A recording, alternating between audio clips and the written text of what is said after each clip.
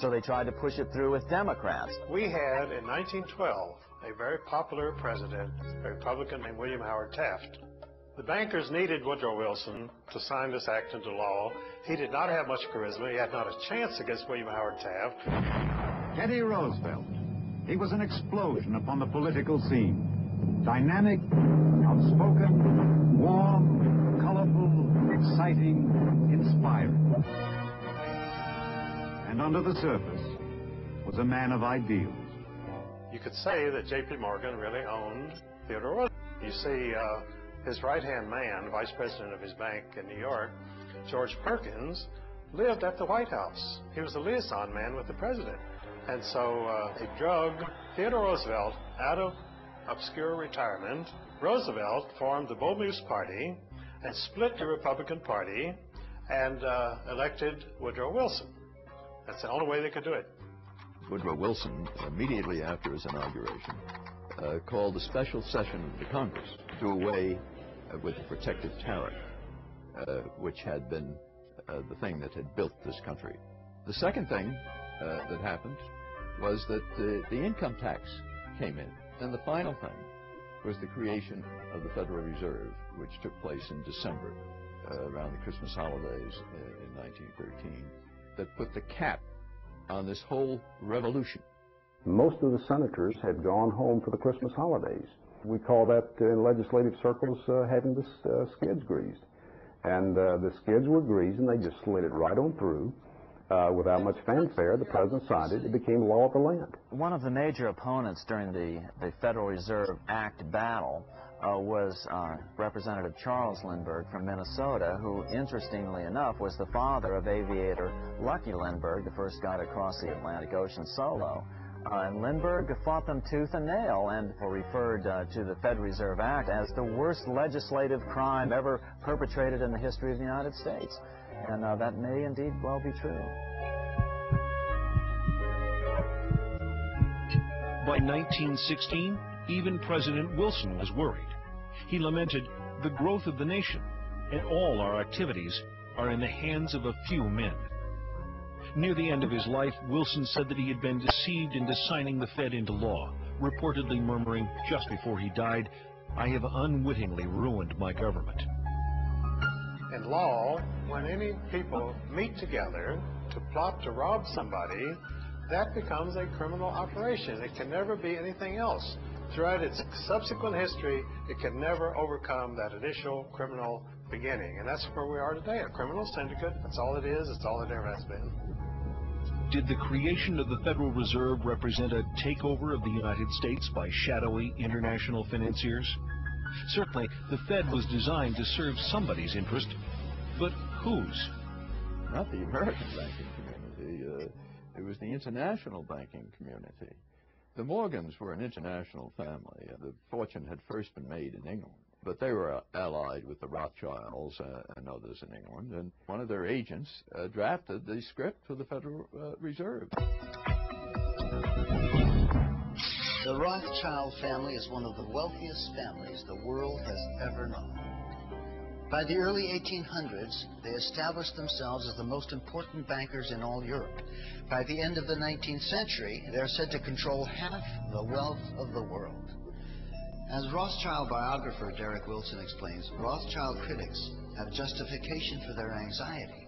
The House of Rothschild is immensely more powerful than any financial empire that has ever preceded it, and it's able to control governments behind the scenes, secretly.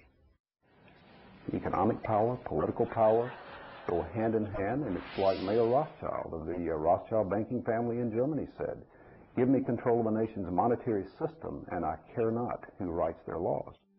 Nathan Rothschild in 1820 might have been more right to say that than any of his successors. The statement is more or less absurd. The Federal Reserve does not control the money supply. The Federal Reserve influences the supply. To say that the Federal Reserve only influences the money supply is like saying a robber with a gun to your head is only influencing you to give him his money. And of course, if you give him your money, you may be spared your life, but here again, you don't have your money anymore. There has been, in the last 30 or 40 years, a much greater international flavor to the activities of the Fed because the banking system has become global. and you could no longer regulate the U.S. money supply by simply via the domestic Federal Reserve banks. The Federal Reserve controls the very heart of what's happening with money, because money answers everything. It's the one thing that everybody wants. And when you give a private institution a monopoly on the creation of this money, you vest total control in that institution. If you have the money, you can get any law passed you want. So who do you care whether Bill Clinton is president or who is senator from New Jersey? It doesn't make any difference, because you write a check and you get another senator. One of the stickiest questions in this debate is this: just who owns the Federal Reserve? The City of London set the whole thing up. The Federal Reserve Bank of New York is principally owned by 5 merchant banks in London, chartered by the Bank of England. Perhaps England, which many have considered a political satellite of the United States in recent years, is really the one pulling the strings of international policy. It's not a matter of who owns the Fed, it's who controls it. The government has given the banks a monopoly, and then you see the Justice Department doing nothing about the bank mergers. A monopoly can only exist with government assistance, and they've given great assistance to the banking monopoly.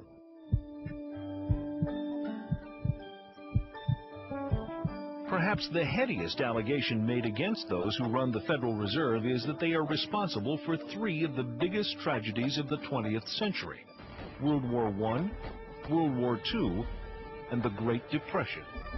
Wars are very profitable. In fact, wars are probably the most profitable thing an international banker can be involved in. So consequently, throughout the last at least 300 years of North American and European history, you see incidents of international bankers backing both sides of a conflict. They've been trying to have a war in Europe since 1885, but the central banks of Europe had already bankrupted all the nations of Europe. They had no money. The only money was here in the United States.